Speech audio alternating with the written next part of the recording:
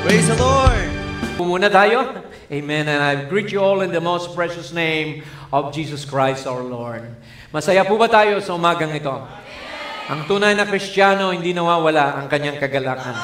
Amen. Ano man ang kanyang dinadaanan, whatever situation you have in life, there is always joy in serving the Lord.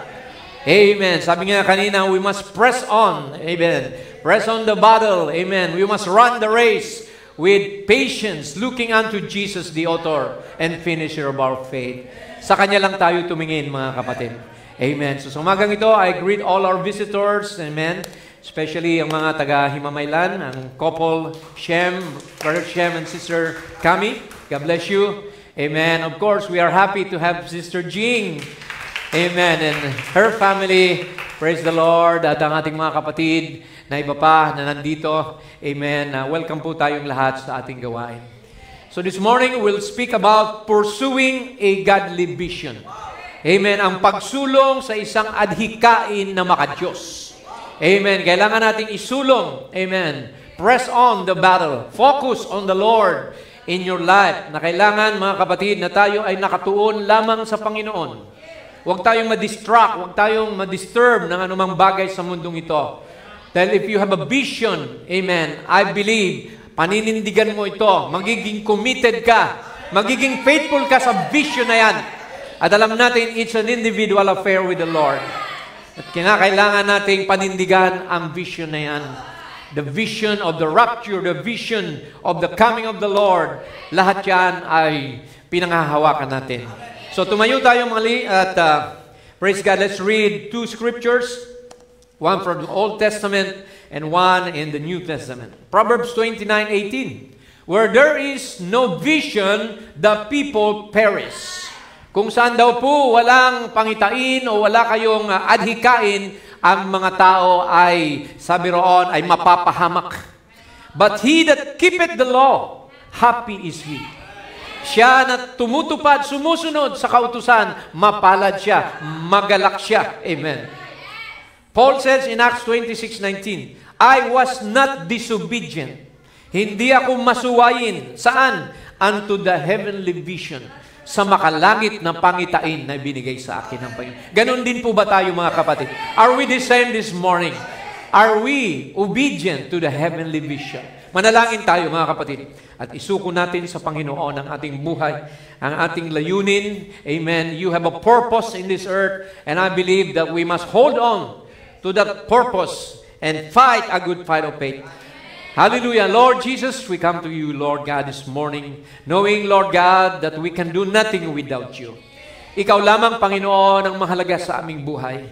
Dahil utang namin lahat sa iyo, ang aming hininga, ang aming, Lord God, kalakasan, ang aming pamilya, lahat ng aming mga trabaho, Lord, anumang meron kami na tinatangkilik sa lupang ito, ay nagmula ito sa iyo, Panginoon. So Lord, we just thank you this morning. We give you glory, we give you honor, and we give you praise, Lord Jesus. Lord, forgive us, Panginoon, sa aming mga pagkukulang. Kung meron man kami mga nagawa na hindi kayaya sa iyo, Lord God, as humans, Lord, we fail you many times. We commit mistakes, Lord God, but your grace and mercy is more powerful. Amen. More able, Lord God, to make us free from sin and shame. Thank you, Lord God, sa umagang ito muli na kami tinipon mo upang, Lord God, manginain sa iyong mga salita. Magpalakasan, Panginoon, dahil kung wala ang iyong salita, Lord, we can do nothing. Your word is a lamp unto our feet, a guide, Lord God, unto our path. Tulungan mo kami muli, Panginoon, sa umagang ito na ma-revive ang aming panampalataya. Make us, Lord God, strong, just like Samson, just like Joshua. Make us courageous. Make us stand true to your promises, Lord. Na huwag kami, Lord God, na masway, Panginoon, sa mga problema ng buhay. Huwag kami, Lord, ma-distract ng mga alalahanin, ng mga problema, ng mga emosyon namin. Panginoon, ng mga discouragement, Lord, fear or worry, Lord Jesus. We just claim, Father, all power in heaven and on earth, as you gave us authority, Lord God, to cast out devils, to pray for the sick, and they shall recover. Lord, you have given us all power in heaven, and it's up to us, Lord God, to stay true. Tulungan mo kami na manindigan, Panginoon, manghawakan sa pangako mo at patuloy, Lord, kami na madatnan mo na naghihintay sa iyo, sa iyong malapit ng pagbabalik. Thank you, Lord God, sa iyong papuri sa umagang ito. Lord, strengthen our faith, Lord, once again. In Jesus' name we pray. Amen and amen. Amen. God bless you. Makakaupo po tayo, mga kapatid. So, napakahalaga ng meron tayong vision sa buhay. Amen. Alam natin ang vision, it's a goal. It's something na aspiration in your life na gusto mong gampanan sa buhay mo. I would like to quote Luke 2:25-30 because here, sa scripture na to, may isang tao na si Simeon na he told himself that, Lord, I will not die until I see the Messiah. Hindi ako mamamayapa, Panginoon, hanggat di ko nakikita ang manunubos ng Israel. And God, amen, gave him that reality. Nanindigan siya. Sabi niya rito, and behold, there was a man in Jerusalem whose name was Simeon. And the same man was just and devout. Alam niyo yung devout na word, devoted siya. Siya ay matuwid. He's just waiting for the consolation of Israel. Hinihintay niya ang consolation, ang kaayusan ng Israel, and the Holy Ghost was upon him. And it was revealed unto him. Ito ang maganda, na-reveal sa kanya by the Holy Ghost that he should not see death. Hindi niya makikita ang kamatayan until or before he had seen the Lord Christ. Hanggat hindi niya nakikita ang Panginoong Kristo, naniwala siya na hindi siya babawian ng buhay. 27, and he came by the Spirit into the temple. Pumasok siya sa templo. Tamang-tama naman na i-dedicate si Lord Jesus. Siya ay itutuliin on the 8th day, as we know. And when the parents brought the child Jesus to do for him after the custom of the law, then Simeon, he took him up in his arms. Hinawakan niya si Jesus and blessed God and said, Lord, pwede na akong mamatay ngayon. Now lettest thou thy servant depart in peace, according to thy word, for my eyes have seen thy salvation. Nakita ko na ang katuparan, amen, ng ipinangako mong manunubos. So tayo rin ba, mga kapatid, mayroon ba tayong hinihintay? Are we waiting for something? Are you waiting for the coming of the Lord? Are you preparing for the rapture, mga kapatid? That's why we need to have a vision. Meron tayong dapat na paninindigan. Another scripture that I want to focus on is Job. Sa Old Testament, mga kapatid, you know what happened to Job? Job went through trials, testings, and he even had boils in his body. Yet in spite of all those things, negative things na nangyari sa kanya, meron pa rin siyang vision na pinanghawakan. Hindi siya nanghina, hindi siya nanlamig, hindi niya sinisi ang Diyos. Amen. Bagkus sabi niya rito, for I know, alam ko, my Redeemer liveth. Buhay ang aking manunubos. And that he shall stand at the latter day upon the earth. Sa huling araw, tatayo siya sa lupang ito. And though my skin worm destroy this body, yet in my flesh I shall see God. Makikita ko ang Diyos. Kahit, amen, ang mga uod na ito, sabi roon, ay sirain ang aking katawan, whom I shall see for myself. And mine eyes shall behold, and not another, though my reins be consumed within me. So kahit anong problema o sitwasyon, mga kapatid, nakita natin ang pinagdaanan ni Job, but hindi siya nanghina sa kanyang layunin, sa kanyang vision. So let's move on. Let's define what vision is. Number one definition, vision is a goal or aim in life. Sabi ni Brother Branham, if you're going to be a Christian, put everything that you've got to Christ. That is your time, your talent, your everything.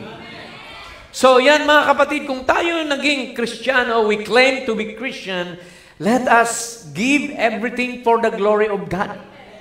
Unahin natin siya, siyang priority natin. Amen? Hindi yung ating mga sariling ambisyon, mga sariling plano. Kung ano ang kalooban ni Lord, doon tayo. Walk in God's perfect way.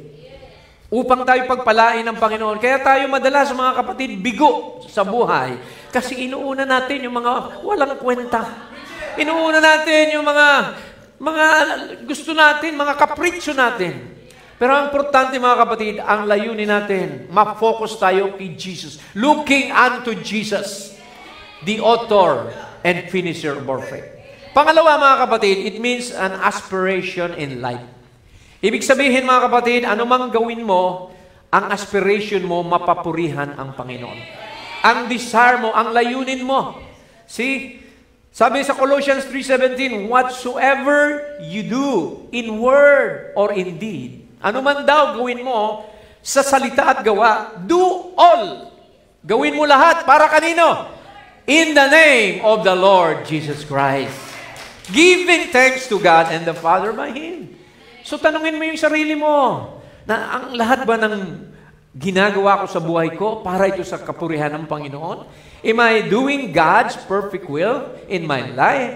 Or I'm just, yung iba, nagiging lukewarm na, tumatagal sa mensahe, so sad to say, na yung iba nagiging lax na, nagiging complacent na. But kinakailangan mayroon tayong aspiration, mga kapatid. Mayroon tayong motivation na magpatuloy. Amen. Sabi nga kanina ng kanta, amen, yung iba man ay mawala, but here I stand. Amen. Though others fall, though others, stop their service to the Lord, but here I stand. Nakatayo ako para gampanan ko ang layunin na ibinigay ni Lord para sa akin. Number 3, sabi rito, it's a calling. A vision is a calling for a purpose. Sabi ng Bible, mayroon kang purpose, di ba? All things work together for good to them that love the Lord, who are the called according to His purpose. Amen. Sabi rito sa 2 Peter, gawin mo. Sabi rito, alamin mo, pakasiguraduhin mo. Give diligence to make your calling and election sure, for if you do these things, ye shall never fall. Hindi ka kailanman manghihina, manlulupaypay kapag alam mo ang katawagan mo, alam mo na pinili ka ng Diyos, hindi tao nang pili sa'yo, hindi si pastor ang pumili sa'yo, si Lord. Kaya tayo nandito, si Lord ang tumawag sa atin.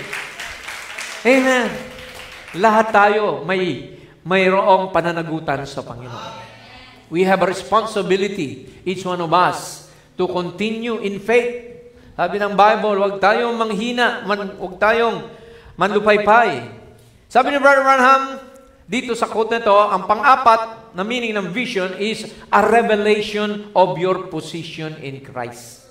So kung alam mo ang position mo kay Kristo, hindi mo iiwanan ang post of duty mo. Sabi ng Bible, huwag niyong ipagpaliban ang pagdalo sa gawain. Amen, number 1 na yun. Huwag kang magpaliban. Forsake not the assembling of the saints, na alam natin malapit nang dumating ang Panginoon. So you have to have a revelation na ikaw ay anak ng Diyos, ikaw hindi pwedeng mawalay sa Diyos, at may gampanin ka sa kaharian ng Diyos. You are part of God's body. Kulang ang katawan ng Diyos kung wala ka. See, hindi mabubuo ang iglesia ng Panginoon kung mawawala ang isa sa atin. Amen. Hindi magpo-prosper. See, pag ang isang bahagi ng Diyos ay out of order, out of place. See, isang planeta lang mawala sa kalalagyan nito, magugulo ang buong universe. See, kaya tayo rin, ganun mga kapatid, let's support one another. Let's encourage one another. Sabi ni Brother Branham dito, what is the new birth? It is the revelation of Jesus Christ personally to you. Na-born again ka na ba? When you are born again, meron kang revelation na si Jesus ay nasa iyo na. You are the temple of the Holy Spirit and you need to be part of the church. Kailangan tayo ay nandoon kapit-bisig, sama-sama tayo na magpapatuloy sa Panginoon. Ika nga, walang iwanan. Hindi dahil ikaw ay sumali, not because you joined a church, not because you shook a hand or you've done something different, you said a creed, no. Or you promised by a code of rules, no. Sabi dito, Christ, the Bible, He is the Word that was revealed to you. It is Christ in you. That is the revelation that the church was built upon. Si Kristo ngayon ay nasa iyo, kapatid. At kulang si Kristo kung wala ka. Kaya kailangan tayo maging committed sa gawain. Amen. Kaya napakahalaga ng vision. What is the importance of a vision? Number one, this world is filled with distraction. Ang mundong ito ay punong-puno ng mga kaabalahan, mga distorbo. See, ambition, fleeting goals. That's why it is vital for believers to live with a mission vision. That purpose must be anchored in a godly vision. Kailangan yung layunin mo nakaangkla sa salita ng Diyos. Kailangan ang buhay mo nakakabit sa kalooban ng Panginoon. Di tayo pwedeng magsarili. Di ba? Sabi ni Lord, I am the vine and you are the branches. He that remaineth in me shall bear fruits. But he that is, sabi ro, siya na hiwalay sa akin ay para siyang sanga na pinutol at natuyo at inilagay sa apoy para sunugin. So kaya kailangan natin, mga kapatid, lagi tayong nakaangkla sa salita ng Diyos. Amen? A godly vision is not just a personal dream or ambition. Hindi ito panaginip lamang. Hindi ito ambisyon mo lamang na maglingkod kay Lord. It is a divine direction. Ito yung makalangit na direksyon na nakabatay sa Biblia, rooted in the Scripture, by aligning our hearts with the will of God. Let your will be done. Di ba yan ang prayer ni Jesus Christ? Lord, not my will, but your will be done. Are we following the will of the Lord in our lives?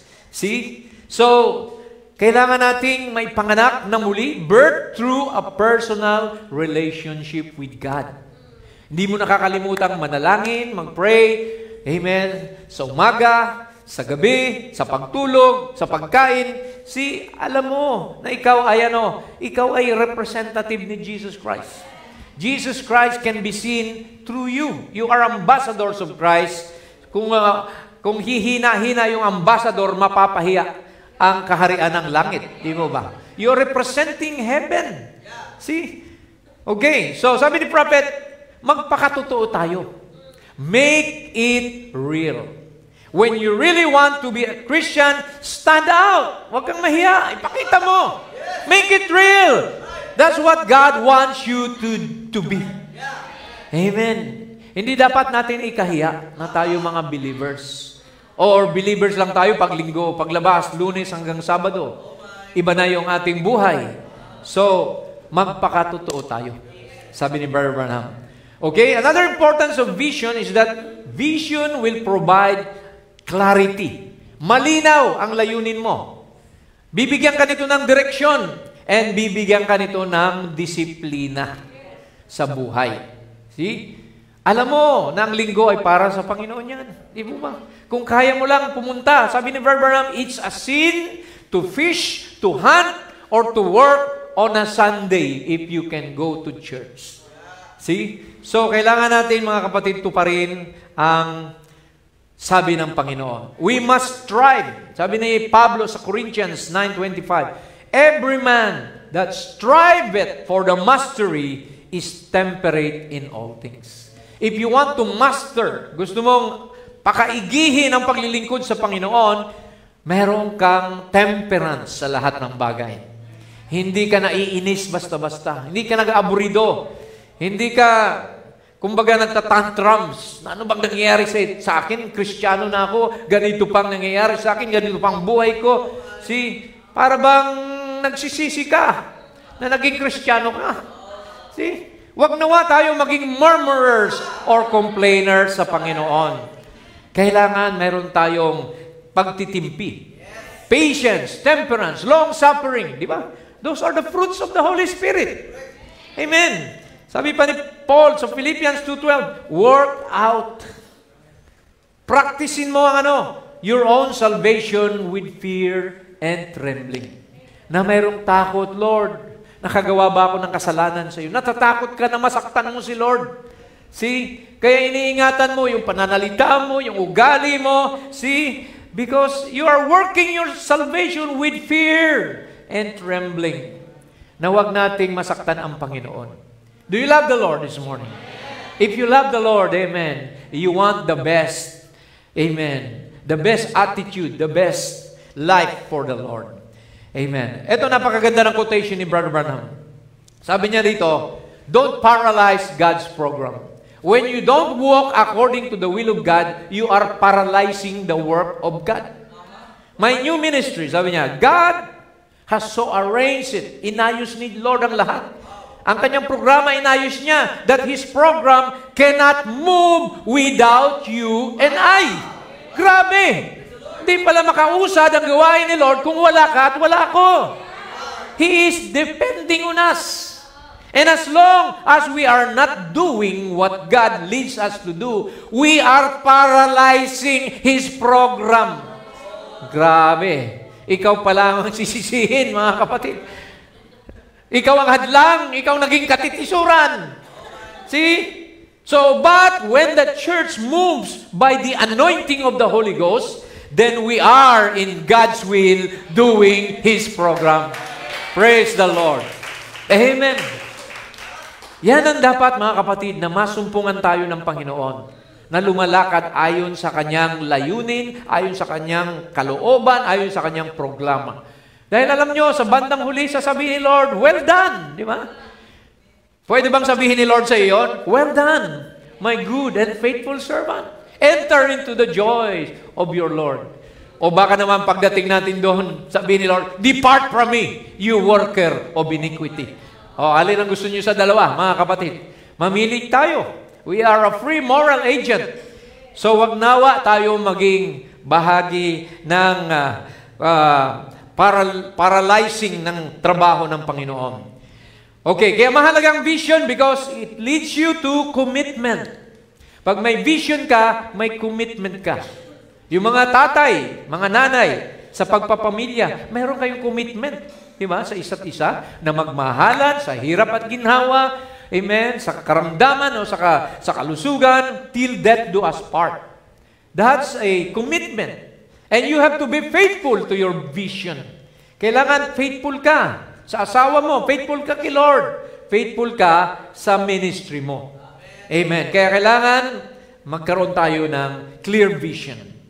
Okay, let's read one more quote. Sabi niya rito, the greatest weapon, ang pinakamatinding sandata, sabi ni Brother Branham, na alam ko. Ano yun? Of a Christian today is a committal to God. Ano yung committal? Isinuko mo sa Panginoon lahat. You may not know the future, but you know who holds the future. Hindi natin alam ang bukas na darating. Pero kung ikay lumalakad sa, amen, kalooban ng Diyos, wala kang dapat alalahanin. Sagot ni Lord ang lahat. I will take care of you. Sabi ni Paul, I can do all things through Christ who strengtheneth me. Kaya natin ang lahat, mga kapatid. Basta tayo mga hawakan. Basta tayo magtapat lang sa Panginoon. Hindi ka kailanman iiwanan ni pababayaan ng Diyos. He will fulfill all His promises. Ask and you shall receive. Knock and it shall be open. Di ba? Ask, sabi roon, and seek and you shall find. Sabi niya rito, when you can't do nothing about it, wala ka namang magawa sa sitwasyon mo, just commit it to Him and God. Sino? God will take care of it. Sa mga may karamdaman, commit it to Him and God will take care of it. Sa mga walang trabaho, God will take care of it.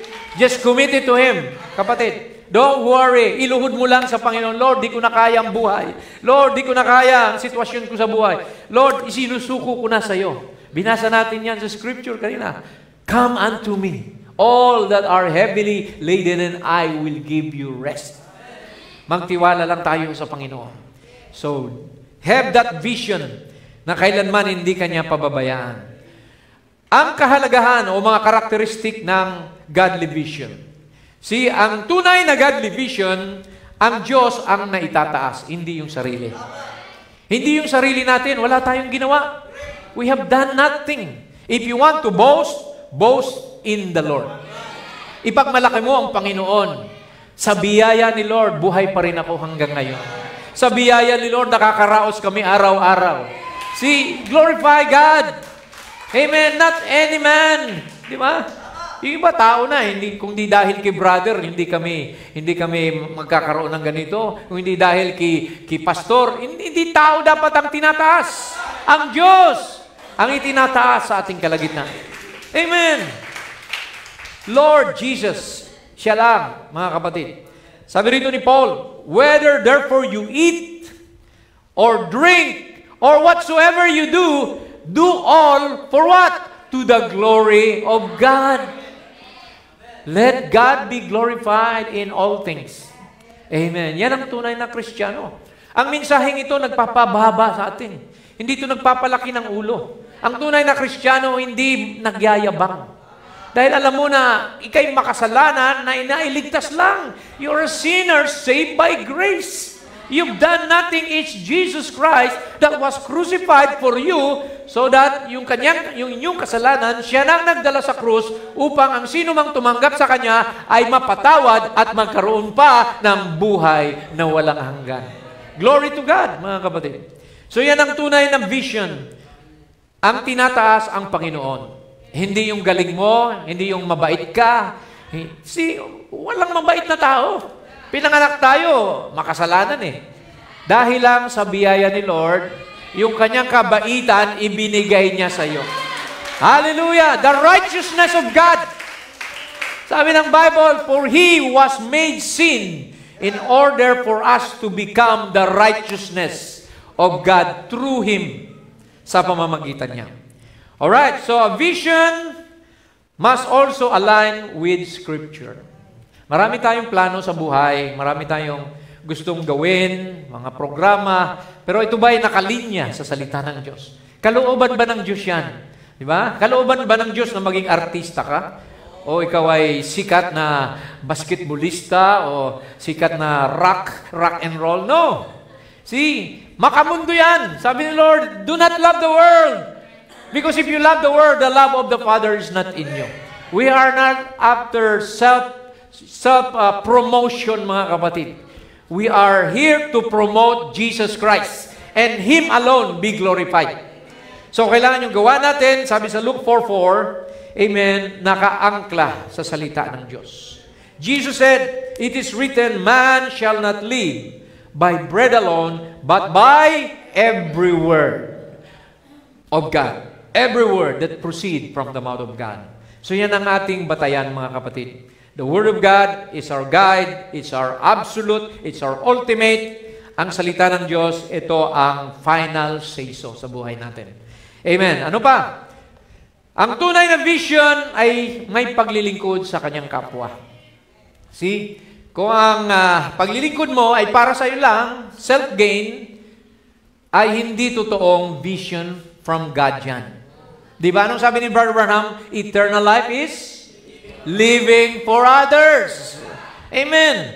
See? Anong sabi rito ng Mark 10:45? Even the Son of Man came not to be ministered unto, but to minister and to give His life a ransom for many. So maging ang Panginoon daw, dumating siya sa lupa, hindi para pagsilbihan, kundi siya ang magsilbi at ibigay pang kanyang buhay bilang kapalit, amen, ng ating kaligtasan. So, kaya mga kapatid, always think of others. Amen. Yung kapakanan ng iba. Ito bang ginagawa ko? Mapupurihan ba si Lord? Makakatulong ba ito sa iba? Amen. If those two things are there, naniniwala ako na lumalakad ka sa fullness ng kalooban ng Diyos. Amen. So, a godly vision, or rather, a visionary, ang isang taong may vision, ay, sabi rito, they refuse all distraction. Hindi mo pa intulutan ang anumang bagay, sitwasyon, makahadlang sa paglilingkod mo sa Panginoon. Right? The devil will create a lot of traps and situation in your life para wag ka na maglingkod. That's the main purpose of the devil. Pag hindi ka na naglilingkod sa Panginoon, nanalo na si Diablo sa buhay mo. See?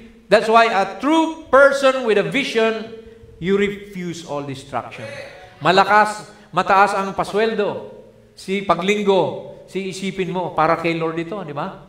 So, di bali na, basta masunod ko si Lord. Kaya namang palitan ni Lord yan ng mas malaki pa. Dahil napaluguran ko siya. See? God can make a way where there is no way. Sabi nga kanina, He can switch any situation for your own good. Marks of a visionary, ang mga may vision, they have passion and dedication sa ginagawa nila. Hindi sila napipilitan lang, kundi kusang loob. Gustong-gusto nila na gampanan yung kanilang misyon, yung kanilang posisyon sa church. See, mga song leader natin, hindi pinipilit yan. Mga musician natin, mga MC, song leader, may sarili silang kusa, mga kapatid. Hindi si pastor ang nagdidikta, kundi ang Panginoon. Dahil alam nila ang posisyon nila. Sa Diyos sila mananagot. Hindi naman sa akin eh. See? Kaya, kailangan natin ang passion. What is passion? Yung passion, yung alab, yung init. See? Yung inspiration sa ginagawa mo. Masaya ka sa ginagawa mo. Hindi yung obligasyon mo lang. Masaya ka. Praise God. Praise God. Hindi ka pwedeng hadlangan kasi nandoon ang kagalakan mo. Sabi nga ng iba, your work is your play. See? Parang, praise God, yan na talaga ang buhay mo. Pag hindi mo nagagawa yan, parang kulang. Matamlay ang buhay pag hindi ka nakakapag-alay ng kanta, ng special song sa Panginoon, hindi ka nakakapagpatotoo. See? Praise God. Kailangan laging ready tayo. In season or out of season, be ready to testify of the goodness of the Lord in your life. See, visionaries, they don't have excuses. Kasi, pastor, wala akong pamasahin ng linggo eh. Kaya hindi ako naka-attend. See, mag-ipon ka na, Lunes pa lang, di ba? O kung malapit ka naman sa church, kahit maglakad ka, di ba? Importante, nandun ka. Na-achieve mo yung goal mo. Yung obligasyon mo kay Lord, nagampanan mo. Hindi pwede tayong gagawa ng excuses. Sabi nga, kung may gusto, may paraan. Kung ayaw, may dahilan. See? Ganon, mga kapatid. So, last, they will always find a way to pursue their vision. Kung ikaw ay nahihirapan na, may mga hadlang, gagawa ka pa rin ng paraan na makapaglingkod ka kay Lord. Kahit alam mo na maraming hadlang, maraming mga hurdles, may daan. See? There's a way. Kung meron tayong kagalakan sa paglilingkod sa Panginoon, I believe God will provide all your needs. Amen. Humingi ka lang kay Lord. Sabi ni Pedro, Lord, wala tayong pambayad ng tax. Doon sa isda, Pedro, mayroong coin doon in that fish. Kunin mo, ipambayad mo. See? So, God can make a way where there's no way. Binuksan niya yung dagat para lang ang mga Israelita makatawid, huwag mapatay ni Paraon. See? Sa ating panahon, anong technology ang pwedeng magbukas ng dagat? Wala. Only God can do the special work, mga kapatid. God specializes in things that are impossible for man. For with God, nothing is impossible. Praise the Lord. Anong sabi sa Hebrews 12, mga kapatid? Sabi rito, isantabi natin. For we are compassed about with so great cloud of witnesses. Napakarami ng saksi sa Biblia na kahit mahirap, the Christians were beheaded, Christians were fed to lions, Christians were burnt at stake. Yun ang mga cloud of witnesses na nagpapatutuo na kahit anong bagay yan, mahirap man yan, maninindigan kami para lang matupad namin ang kalooban ni Lord. So dahil sa kanila, sabi rito, tayo man din, isantabi natin ang lahat ng pabigat. Lay aside every weight. Amen. And the sin at yung kasalanan na paulit-ulit na nagagawa mo, sabi rito, isang tabi mo na yan, kapatid. Dahil ito ay, sabi rito, nakakahadlang. It easily beset us. But let us run with patience the race that is set before us, looking kanino? Looking unto Jesus, the author and finisher. Siya nagsimula, siyang author, siya rin ang magtatapos. Amen. Di ba napakasaya na nandito tayo magkakasama pag linggo, pag Wednesday, pag may mga joint fellowship, di ba? See, ito na ang ating kagalakan, mga kapatid. Hindi mo na ito maialis sa atin kasi Biblia ang ating pundasyon. Amen. The Bible said, isulat mo ang vision mo. Para wag mo makalimutan, sabi dito ni Lord sa kanyang propeta, and the Lord answered me and said, write the vision and make it plain upon tables that he may run that readeth it.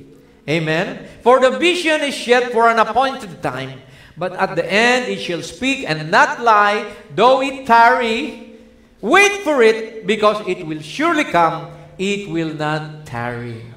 So pag sinabi ni Lord, pag pangako ni Lord, magaganap at magaganap yan. Maging ano lang tayo, sabi rito, maging patient, maging matiisin, mga kapatid. Dahil ang appointed time ng vision darating. Ang rapture darating. Paano na lang kung nanghina ka na, umatras ka na, pagdating ng rapture, naiwan ka. So, kaya kailangan mga kapatid, ngayon pa lang, manumbalik na tayo. Magsumigasig na tayo sa Panginoon. Dahil wala na, ano pang mundong ito, wala nang papupuntahan ito, patutunguhan. See, makikita natin na the worst things will happen, wars and rumors of wars, earthquakes. See, makita natin the mark of the beast. See, darating mga kapatid. So saan pa tayo? You have no escape, but there, in a catching away. See, tatatakan ka ng Antikristo 666 hanggang ikaw ay doomed to hell na. But there's only one escape. That is the catching away, the rapture, mga kapatid. Are you ready for the rapture? Is your life worthy of the gospel? Karapat dapat ka ba na makasama sa rapture? O baka naman hanggang ngayon, immature ka pa. Sabi ni Brother Alfredo Wednesday, maturity. Kailangan mature tayo. Huwag tayong pusong mamon na kaunting problema lang. Nagagalit ka na sa sister. Nagagalit ka na kay brother. Nagtatampo ka na. See, kailangan ma-overcome mo yun. Ang tagal mo na sa church. Di ba? Isip, bata ka pa rin. Kailangan tayo mag-mature. Amen. Praise the Lord. Ang Kristiyano kailangan dumating tayo sa perfect stature of a man. Ano yung sa tuktok? Love, divine love. Love your enemy. Love, pray for them that persecute you. Kaya mo ba yun? Kay kapatid mo nga lang, hindi mo malove. Yung enemy mo pa kaya? Sabi ni Lord. Pag sinampal ka sa kaliwa, sabi ni Jesus, ipasampal mo yung kanan. O baka pag sinampal ka sa kaliwa, bako na ipalo mo. Di ba? So, praise God mga kapatid, huwag tayong ganon. By their fruits you shall know them. Makikita ka, buhay, nagkiklaim kang bride ka, Christian, lagi kang nakasimangot, lagi kang naiinis. Wala nang lagpas na tayo dyan. Praise God, mga kapatid. Sabi rito, maging mature na tayo. Amen. So sabi rito, yung vision, i-meditate mo day and night. Sabi ni Lord kay Joshua, this book of the law shall not depart out of thy mouth, but thou shalt meditate therein day and night. See? I-meditate daw natin, basahin, amen, ating isa damdamin, isa loob, ang mga nababasa natin, upang ano? That thou mayest observe to do, according to all that is written therein, for then thou shalt make thy way prosperous. Pagpatuloy ka raw na nagbasa at nag-meditate sa Bible, gagawin ito na ikaw ay magiging masagana. Prosperous. And then thou shalt have good success. Sino gustong maging successful? Ito lang pala ang susi sa success, mga kapatid. It doesn't depend on your own ability. It depends on the will of the Lord.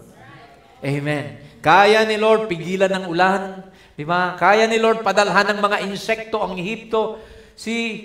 Pag hindi ka nakakasunod kay Lord, sigurado at tiyak mga kapatid, mahihirapan ka sa buhay.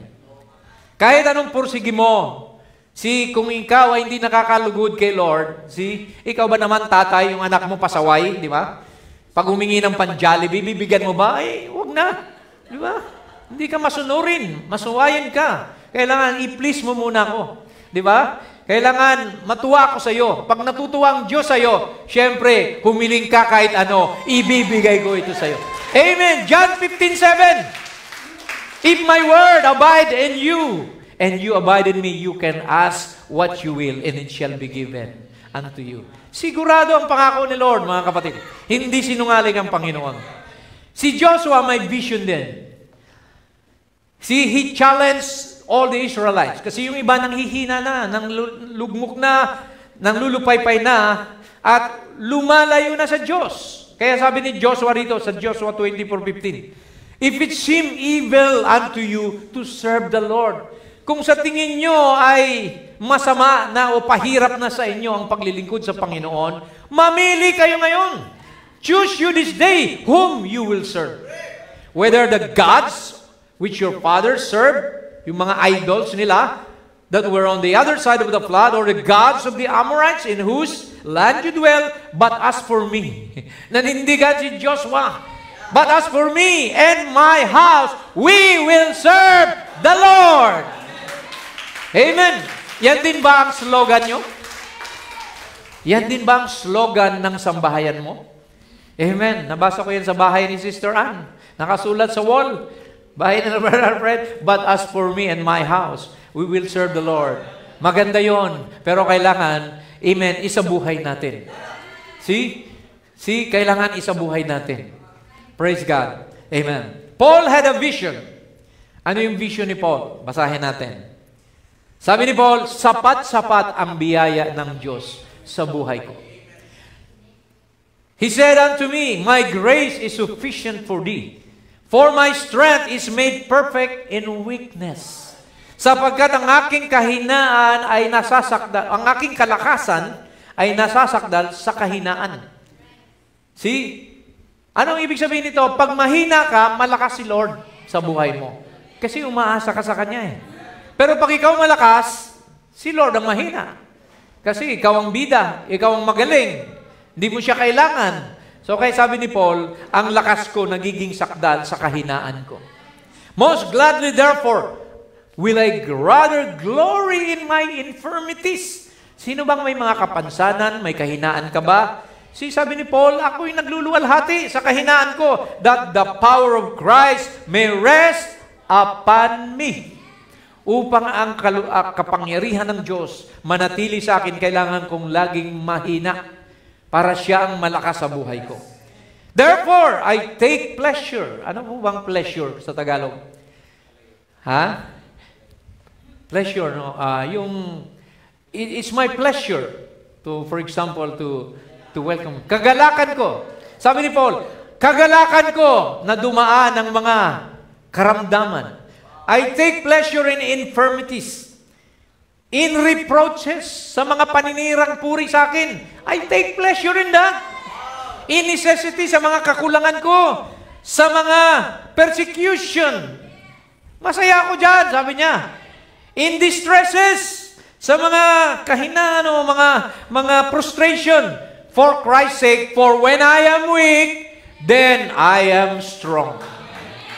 Amen. Amen. Malakas ako. Hindi dahil sa sarili kong kalakasan, kundi dahil sa kalakasan ni Kristo sa buhay ko.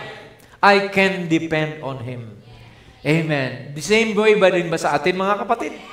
Kailangan lagi tayong umasa, trust in the Lord with all thine heart, and lean not unto your own understanding. Acknowledge Him in all your ways, and He will, sabi roon, direct thy paths. Proverbs 3, 5, and 6. Okay, ano ang mga hadlang para maisulong natin ang ating layunin sa Panginoon? Ilan-ilan po itong makikita natin. Unang-una, yung takot at pangamba.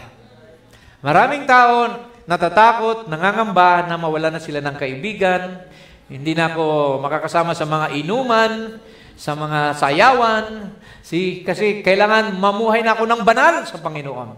Di ba sabi ni Lord, live holy, for I am holy. Be ye therefore perfect. So sabi ng Bible, ilayo mo ng sarili mo sa mga bisyo, sa mga kasamaan, sa mga bagay na hindi dapat sa mata ng Diyos. So ang fear and doubt, mga kapatid, sabi ng prophet, don't never let your testimony be negative. Let it be positive all the time. Amen. Kahit ikaw ay malungkot, pero ikaw ay masaya. Dahil nandyan si Kristo sa'yo. Amen. Walang dahilan na ikalungkot ka. Of course, meron tayong mga feelings and emotion, but don't rely on feelings and emotions. Kasi nagbabago-bago yan. Unstable yan eh. Mamaya, galit-galit kayo, pero mamaya gusto mo nang makipagbati, di ba? See? Nagsusorry ka na, pasensya ka na, di ba? So, hindi stable yung ating mga damdamin. Pero ang salita ng Diyos, stable yan. Kaya mamuhay ka batay sa salita ng Diyos. Humble yourself. He that humble himself shall be exalted. See? So, sabi dito ng scripture, 2 Timothy 1:7, for God has not given you, us, the spirit of fear, but of power, of love, and a sound mind. See, anong binigay ni Lord? Hindi takot, kundi kapangyarihan, pag-ibig. So when you love one another, you overlook each other's mistakes. Hindi ka na-offend sa kapatid mo. Kasi lahat tayo nagkakamali. Lahat tayo mayroong shortcomings. Sinong tao rito ang hindi nagkakamali? Sinong perfect na sa inyo? Ha? Wala pa siguro, no? Mapiperfect tayo pagdating na ni Jesus sa body change, sa rapture. Yun ang perfection, mga kapatid. So, kaya sabi rito, of a sound mind. What is a sound mind? Isang kalmadong utak. Hindi ka yung nadi-discourage, nawawala ng pag-asa. Sound mind. Lagi kang nasa tamang pag-iisip. Bakit? Nakasalalay ka sa Bible. Kung anong sinabi ni Lord, dumating man ang hirap, dumating man ang mga frustration, pero I will what? I will enjoy, I will rejoice in the Lord. Because He allowed these things to happen. Walang malas at swerte sa isang Kristiyano. All things work together for good to them that love the Lord. Amen. Kaya huwag tayo mag-isip palagi ng negative. Walang malas sa atin. Akala mo minamalas ka? Pinahintulutan ni Lord yun. Akala ba ni Job minamalas siya? No. Pinahintulutan ni Lord yun para ipagmalaki ni Lord si Job sa dyablo.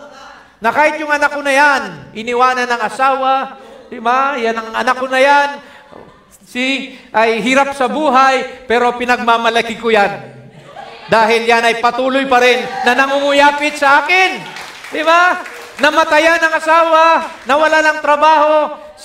Look at the positive things in the negative events. Mayroong positive sa bawat negative. Di ba? Minsan may inaalis si Lord sa buhay mo. Dahil hindi ka lalago kung nandyan siya palagi. Di ba? Minsan may dinadala si Lord sa iyo na parang ayaw mo pero makakatulong pala sa iyo. You cannot explain God. God works in mysterious ways. Sabi nga, praise the Lord. Amen. Glory to God. Now, ito pa ang nakakahadlang, distraction at mga makamundong, mga pita ng laman. Ayan. So, mga sarili nating ambisyon, sarili nating kapritsyo. Anong sabi sa John? 1 John 2:15, love not the world, neither the things that are in the world. For all that is in the world, the lust of the flesh, ang pita ng laman, the lust of the eyes, ang mga pita ng mata, and the pride of life, yung mga kayabangan. Maraming tao gusto, mga nakaburloloy ng mga ginto, maraming mga pinapakita na mayaman sila kahit naghihikahos. Di ba? So, pride of life, it's not of the Father, but it's of the world. Wag tayo maging man pleaser. Yan ang problema kadalasan sa tao. Gusto mo i-please lahat ng tao. Magaling ka, sikat ka. Ayaw mo makitaan ka na para kang down o nahuhuli. Huwag mo i-please ang tao. Ang i-please mo si Lord. Amen. Nakakasunod ka ba sa Kanya? Napi-please mo ba ang Panginoon? You cannot serve God and mammon. You cannot serve two masters at a time. If you are worldly, you are not godly. But if you're godly, amen, the things of the world will die. Hindi mo na mamahalin ang mga bagay ng sanlibutan yan. Ang gusto mo na lagi ay maglingkod, mag-fellowship, umawit, amen, magbasa, makinig ng salita ng Diyos. Yan ang greatest happiness there is in this world. Because the Word of God, eternal yan. Amen. Pag tinanggap mo ang Word of God, sabi ng Bible, heaven and earth shall pass away, but my Word will never pass away. Langit at lupa mawawala. Pero ang salita ng Diyos na itinago mo sa iyong puso, amen, pagdating ng rapture, bubuhayin ka niyan. Papalitan niya ng iyong katawan ng isang glorified body. Amen. Na sasama sa Panginoon sa kanyang piling at hindi na maghiwalay pa. Okay? Impatient. Ayan. Ito ang kalaban natin madalas. Amen. Impatient tayo. Pag mga bagay-bagay na hindi nangyayari ayon sa ine-expect natin, nagiging impatient tayo. Ayoko na. Give up na ako. Di ba? See? Impatient. Discouragement. Nanlulumo ka na, parang wala ka ng gana pumunta sa church. Bakit naman sa church pa wala kang gana? See? Praise God, huwag kang ma-discourage. Sapagkat, amen, diablo lang yan, kapatid, na humahad lang sa iyo. Galatians 6:9, sabi rito, huwag tayong mapagod o panghinaan. Let us not be weary in well-doing. For in due season, sa takdang panahon, aani tayo, tatamasa tayo, we shall reap if we faint not. Amen. Kung hindi tayo manghihina, sabi rito, amen, tatamasahin natin ang tagumpay, ang pabuya ng Panginoon. Sabi niya, here I am, I come quickly, and my reward is with me. Amen. Sinong gustong bigyan ng pabuya ng Panginoon sa paglilingkod sa Kanya? There's a robe and a crown, sabi ng Bible. Ibibigay sa iyong putong ang korona at ang damit ng Panginoon sa araw na iyon. Amen. And we will live with Him eternally. Praise the Lord. So finally, ito yung mga pamamaraan para maisulong mo ngayon ang vision na ito.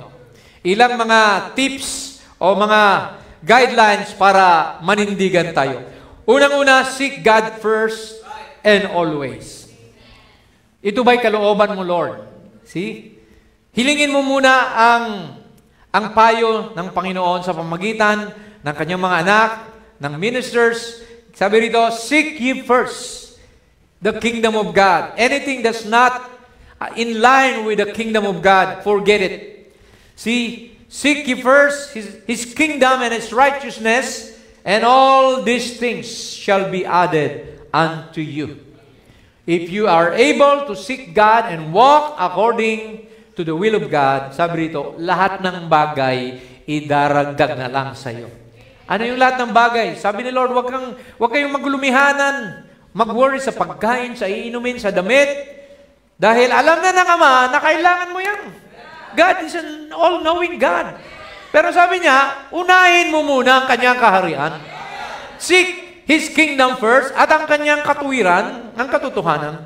At lahat ng yun, bonus na lang yun, idaragdag na lang. It shall be added unto you.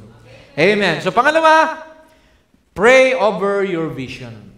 Lord, tulungan mo ako na magampanan ko ang calling na binigay mo sa akin. See? Sabi ng Mark 11:24, therefore I say unto you, whatsoever things you desire, pray. When you pray, believe that you receive them, and ye shall have them. Yung pinanalangin mo, kung ikay tapat at totoo sa pinalangin mo, sabi rito, ito'y matatanggap mo. You shall receive them. You shall have them. So kaya, think positive, mga kapatid.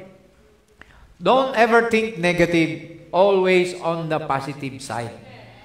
See, dahil habang buhay, may pag-asa. Diba? Pagpatay na, wala nang pag-asa yon. Pero habang buhay, may pag-asa tayo.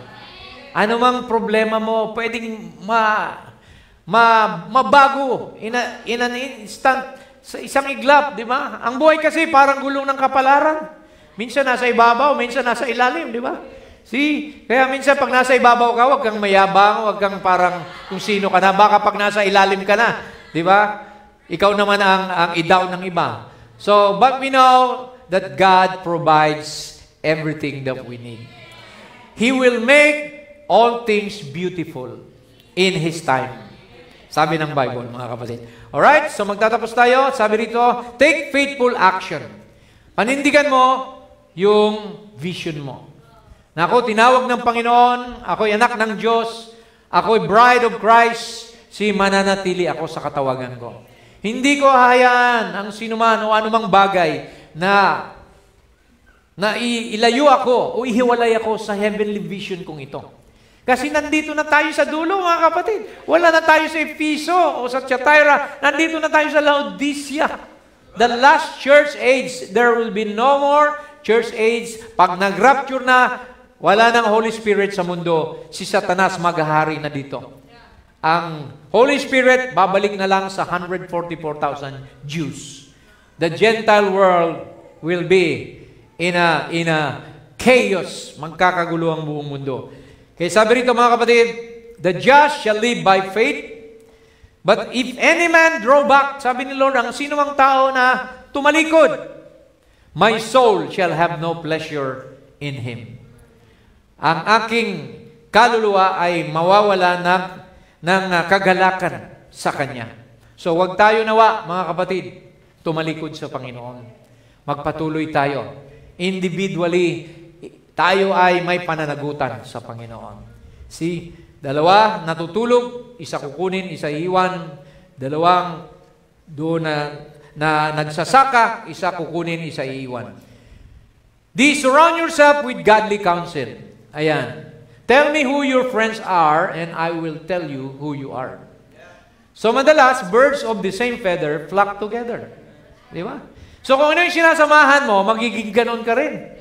Kung napasama ka sa mga marites, magiging marites ka na rin. Di ba? Napasama ka sa isang magnanakaw o adik, balang araw, magiging ganon ka. Di ba? Tingnan mo yung mga bata na napapasama sa mga bakla, pagdating ng araw, nagiging bakla na rin. Kasi may spirit yun eh. Pero kung makakasama mo, Kristiyano, mga anak ng Diyos, amen, lalago ka bilang anak ng Diyos. Dahil salita ng Diyos ang pinag-uusapan natin. Kaya sabi rito, mga kapatid, amen, kailangan natin, the people, where no counsel is, the people fall. But in the multitude of counselors, there is safety. Amen. Kung mga believers ang kasama mo, I believe, lalago ka bilang Kristiyano. Kaya, hanapin mo yung kapareho mo. Amen. Huwag kang makipamatok, sabi ng Bible. Be not unequally yoked with unbelievers. For there's no fellowship between light and darkness. There's no fellowship between sabi roon, unbelievers and believers. But fellowship among yourself. Amen. At lalago tayong lahat, mga kapatid. Amen. Glory to God. So finally, ang visions ng bride, ang rapture, huwag tayong maiwanan. Magpatuloy tayo, magpakainit tayo dahil malapit na ang pag-agaw. We see the things happening around the world and it's high time. Ang prophecy ng mensahero sa ating panahon ay nangyayari na. Napakabilis na ng mga pangyayari, mga kapatid. At kailangan maghanda na tayo. We have a vision of the open book. Nabuksan na ang selyo sa atin. We know the contents of the 7 seals, the 7 thunders. We know all the mysteries revealed. So, kailangan ituloy mo na yun. We know we have the vision of staying pure in the Word, and we have a vision of the blessing when you obey God. Ibi-bless ka ng Panginoon. Okay, so finally, praise God, basahin natin ang paalala sa atin, final admonition sa 1 Timothy 6:12. Fight the good fight of faith. Amen. Kinanta natin kanina, sabi sa awit, di ba? I have kept the faith. I have run the race. See? Lay hold on eternal life. Lay hold. Pag ibig sabihin, huwag mo nang pakawalan ang buhay na walang hanggan. Panghawakan mo, lay hold. Whereunto thou art also called. Dito ka tinawag. And has professed. Nagpatutuo ka na ng mabuting patutuo, a good profession before many witnesses. Ano na lang sasabihin ng iba? Dati, Kristiyano yan. Ngayon, bumalik na sa dating bisyo. See? Kailangan mga kapatid, manghawakan tayo. Kaya sabi ni Paul dito, kay Timothy, I give thee charge in the sight of God, who quickeneth all things, and before Christ Jesus, who before Pontius Pilate witnessed a good confession, sabi niya rito, that thou keep. Amen. Anong keep? Panghawakan mo, panatilihin mo itong kautusan, this commandment without spot, unrebukable, until the appearing of our Lord Jesus Christ. Panghawakan daw natin ang kautusan na ito. Amen. Na mahalin mo ang Diyos una sa lahat.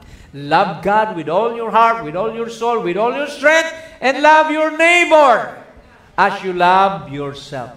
Mahalin mo ang iyong kapwa gaya ng iyong sarili. Ano man ang gawin sa iyo ng ibang tao, huwag kang magtatanim ng sama ng loob. Kasi ikaw lang mahihirapan, kapatid. Pinapahirapan mo lang sarili mo. Diablo yan. Na niloloko ka lang, galit sa iyo sa ganito, si sister, si brother, hindi ka binati. So, diablo lang yan mga kapatid. Manatili tayong without spot, walang bahid, walang batik, unrebukable. Sabi rito, walang bagay na maaaring ituwid pa sa buhay mo. Hanggang kailan? Until the appearing of our Lord Jesus Christ. Amen po ba mga kapatid? Amen. Tumayo tayong lahat. Hallelujah. God is good all the time. God never forgets to remind us. His love, amen, remains because love is corrective. Ang pag-ibig na totoo ay may pagtutuwid. Ayaw ng Diyos na tayo mapahamak, mapariwara. Gusto ng Diyos na tayo ay manatiling matatag sa Kanya. Upon this rock, what is that rock? The revelation of Jesus Christ. Upon this rock, I will build my church, and the gates of hell could not prevail against it. Amen.